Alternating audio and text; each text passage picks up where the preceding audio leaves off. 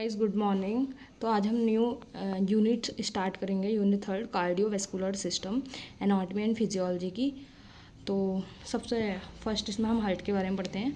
Heart क्या होता है? It is a hollow muscular organ which pumps blood throughout the whole body. मतलब ये क्या है? होलो मस्कुलर ऑर्गन मतलब मसल से बना हुआ होता है और खाली होता है अंदर से। तो ये क्या है? होलो मस्कुलर ऑर्गन है जो पंप करता है हमारी पूरी बॉडी में ब्लड को। हाँ, there is a absent of bone in eight. मतलब इसके अंदर क्या होती है? बॉन प्रेजेंट नहीं होती है, सिर्फ मसल से बना होता है। ठीक है। उसके बाद इसकी शेप की बात करें तो ये कौन शेप का होता है? साइज इसका फिस्ट साइज होता है। लेंथ इसकी 10 to 12 सेंटीमीटर होती है। ये इसकी एनाटॉमी है। वेट इसका मेल के अंदर देखेंगे तो 300 to 325 ग्राम अप्रॉक्सीमेटली। हम अप्रॉक्सीमेटली इसलिए लगाते हैं क्योंकि इनके आसपास होता है, क्योंकि हर पर्सन में एक ही बराबर वेट नहीं होता है, वेरी करता है, इसलिए हम अप्रॉक्सीमेटली लगाते हैं। फीमेल में होता है 225 to 250 ग्राम। फिर लोकेशन की बात करें तो it is situated in the thoracic cavity in mediastinum. Mediastinum क्या होता है? टू लंग्स, मतलब दो लंग्स के बीच का जो स्पेस होता है उसको हम मीडियस्टेनम कहते हैं। थोरेसिक कैविटी के अंदर होता है ये। मीडियस्टेनम के बारे में मैंने पहले ही पढ़ाया था। आप बता सकते हैं कि कौन सी पार्ट होता है। आपको अगर पता हो तो बताएं मेरे को कमेंट करके कि कौन से पार्ट में मैंने रेस्पिरेटरी क्या कहते हैं, जब कैविटीज़ के बारे में पढ़ाया था तब बताया था। तो कौन सी वीडियो में बताया था? The above portion of heart is called base. मतलब जो ऊपर का पोर्शन होता है हार्ट का वो बेस होता है, और नीचे वाले पोर्शन को हम एपेक्स कहते हैं। एपेक्स जो होता है वो फिफ्थ इंटरकोस्टल मसल जो है वहाँ पे सिचुएटेड होता है। इंटरकोस्टल मसल्स होते हैं ना, ये भी मैंने कैविटीज़ के अंदर बताया था क्या होता है इंटरकोस्टल मसल्स। प्लीज़ मेरे को कमेंट करें। स्ट्रक्चर के बारे में बात करते हैं हम। तो जो हार्ट का स्ट्रक्चर होता है, हार्ट जो है बना होता है 3 लेयर्स ऑफ टिश्यूज से, है ना। पेरिकार्डियम, मायोकार्डियम और एंडोकार्डियम, ये इसकी लेयर्स हैं। अब हम लेयर्स के बारे में डिटेल में पढ़ते हैं। ये हार्ट का डायग्राम है, यहाँ पे शो कर रखा है। ये सुपीरियर वेना कावा है, सुपीरियर वेना कावा, और ये इन्फीरियर वेना कावा है। ये डिसेंडिंग आयोर्टा है। ये राइट, मतलब राइट और लेफ्ट साइड है ना, तो उसको जो बीच में से डिवाइड कर रखा है वो इंटरवेंट्रिकुलर सेप्टम बोलते हैं। ठीक है। सेप्टम का मतलब होता है जो चीज़ों को डिवाइड करता है। मैंने जब नोजल नेजल कैविटी में पढ़ाया था तब भी सेप्टम बताया था। किस चीज़ को डिवाइड करता है वहाँ पे आप प्लीज़ मेरे को कमेंट करके बताएं। फिर ये हमारी राइट एट्रियम है और ये हमारा राइट वेंट्रिकल है। तो इन दोनों के बीच में जो वॉल्व प्रेजेंट होता है वो हमारा ट्राइकस्पिड वॉल्व होता है। और ये हमारी दो हैं राइट पल्मोनरी वेन। ये जब मैंने रेस्पिरेटरी सिस्टम के अंदर पढ़ाया था ब्लड के बारे में कि कैसे ब्लड जो है लंग्स के अंदर जाता है, तब मैंने आपको पल्मोनरी वेन्स के बारे में बताया था। उसके बाद आता है हमारा राइट पल्मोनरी आर्टरी हो गई ये, जो क्या। अब मेरे को आप कमेंट करके बताएं कि राइट पल्मोनरी आर्टरी कौन सा ब्लड लेके जाती है लंग्स में, या लेके आती है, और राइट पल्मोनरी वेन्स भी कौन सा लेके जाती हैं या लेके आती हैं। फिर उसके बाद है आयोटिक, या ये क्या है? आयोटिक आर्क है, या फिर इसको आर्क ऑफ आयोटा भी बोलते हैं हम। फिर वही लेफ्ट वाली पल्मोनरी हो गई, ये हमारा लेफ्ट एट्रियम हो गया। इन दोनों को जो डिवाइड करता है वो बाइकस्पिड बॉल हो गया, इसको मिट्रल वॉल्व भी बोलते हैं। फिर ये हमारी आयोटिक वॉल्व है, और नेक्स्ट है हमारा लेफ्ट वेंट्रिकल। फिर ये मैंने आपको डायग्राम की हेल्प से बताया था हार्ट के बारे में। नेक्स्ट मतलब मैंने लेयर्स के बारे में अभी सुपरफिशियली बता दिया था। अब हम डीपली पढ़ते हैं कि जो पेरिकार्डियम लेयर होती है, it is the outer covering layer of heart. ये क्या है? आउटर कवरिंग, जो सबसे पहली फर्स्ट लेयर होती है जो कवर करती है हार्ट को, वो हमारी पेरिकार्डियम लेयर होती है। Pericardium consist of 2 layers. मतलब पेरिकार्डियम लेयर जो होती है वो 2 लेयर्स से मिलकर बनी होती है। फर्स्ट फाइब्रस टिश्यू, और सेकेंड होती है हमारी सीरस मेम्ब्रेन। जैसे मतलब मैं एक बार आपको बताती हूँ दोबारा। जैसे ये हमारी पेरिकार्डियम लेयर है, तो ये 2 लेयर से मिलकर बना हुई है। फर्स्ट है हमारी फाइब्रस, सेकेंड है हमारी सीरस। फिर सीरस फिर से 2 लेयर से मिलकर बनी होती है, पैराइटल और विसरल।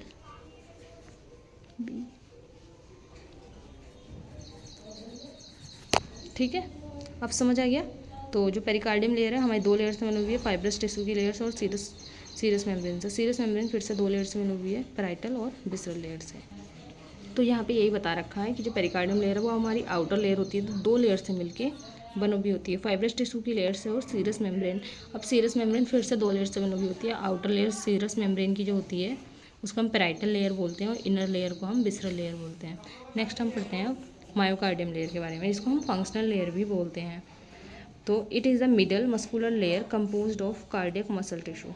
ये क्या होती है? मिडल मस्कुलर लेयर है जो किससे बनी है? जो बनी है कार्डियक मसल टिश्यू से।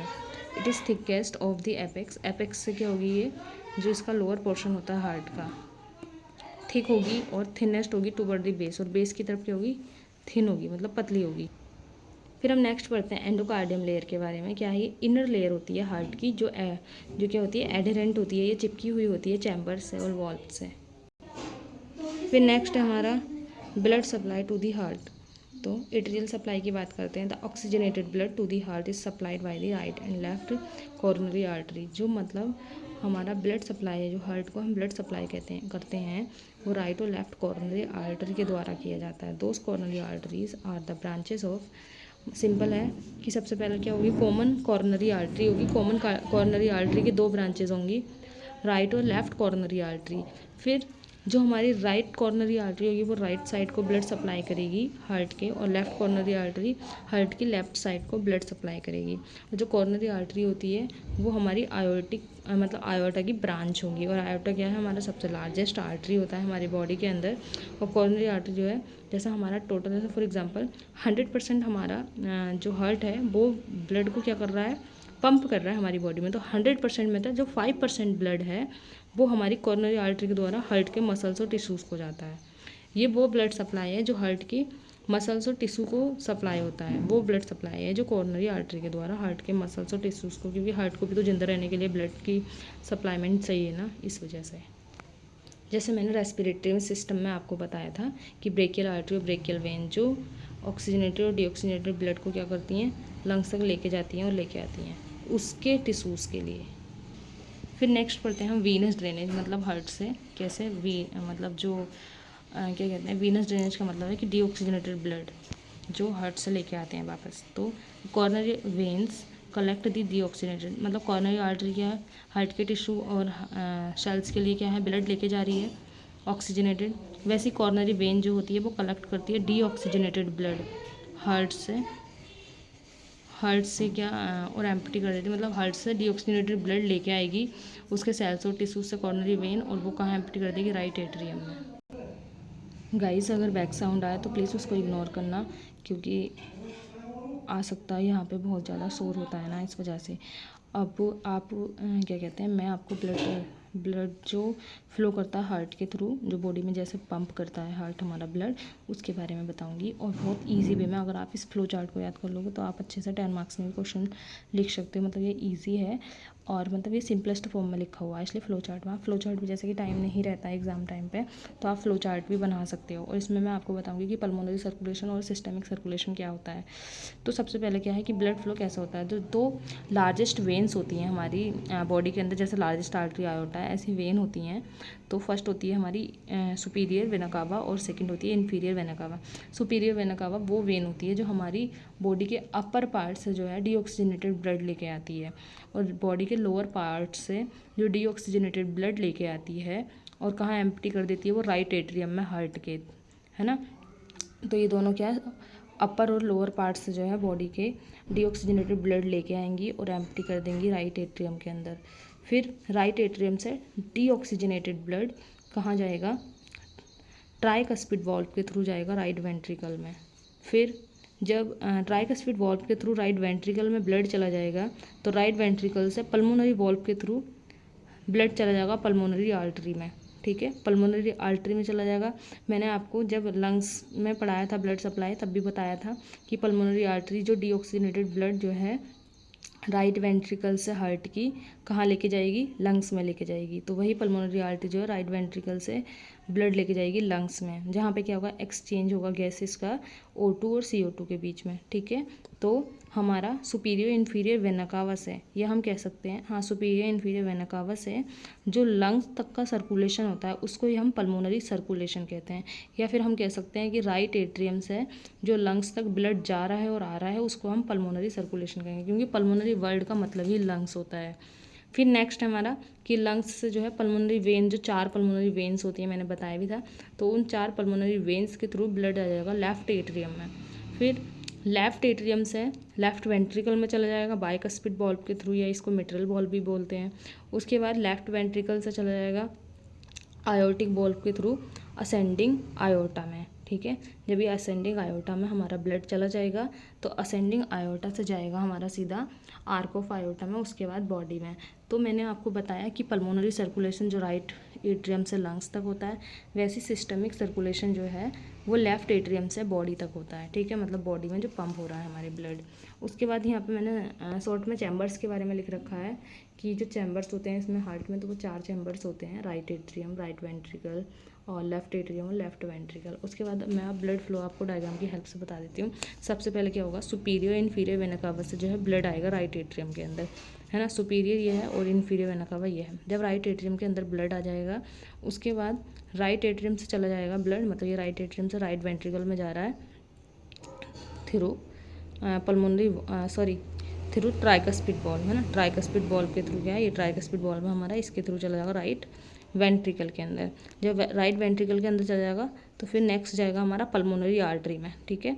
पल्मोनरी आर्टरी ये पल्मोनरी आर्टरी ये है, तो पल्मोनरी आर्टरी में जो है ब्लड चला जाएगा और ये हमारा पल्मोनरी वॉल्व है, पल्मोनरी वॉल्व के थ्रू। उसके बाद यहाँ से सीधे ये लंग्स में ले जाएंगी दोनों आर्टरीज। लंग्स में ले जाने के बाद फिर हमारा ब्लड आ जाएगा लेफ्ट एट्रियम में, है ना। लेफ्ट एट्रियम में आएगा पल्मोनरी वेन्स के थ्रू, ये दोनों हमारी क्या है, पल्मोनरी वेन्स हैं।